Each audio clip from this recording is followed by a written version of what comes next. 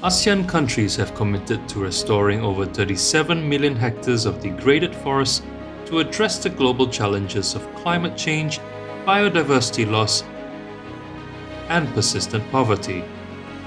This is equivalent to half the size of Borneo Island, and it requires as many as tens of billions of tree seeds and seedlings.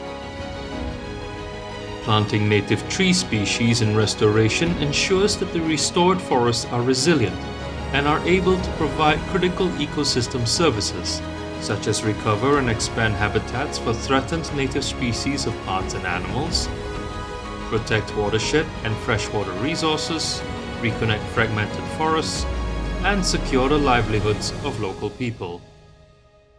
However, the restoration of tropical forests relies on a dwindling resource. Healthy natural forests that serve as seed sources for native tropical trees. Many remaining forest patches in targeted restoration areas are already degraded, limiting the availability and quality of genetically diverse seeds. Indigenous peoples and local communities living near protected areas hold key knowledge and resources for sourcing high-quality seeds and seedlings from larger, healthier natural populations. By doing so, they can earn sustainable incomes while enhancing restoration efforts.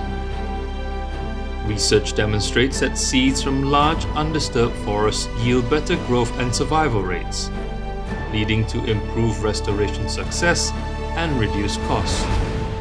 These communities often lack access to tree seed and seedling markets.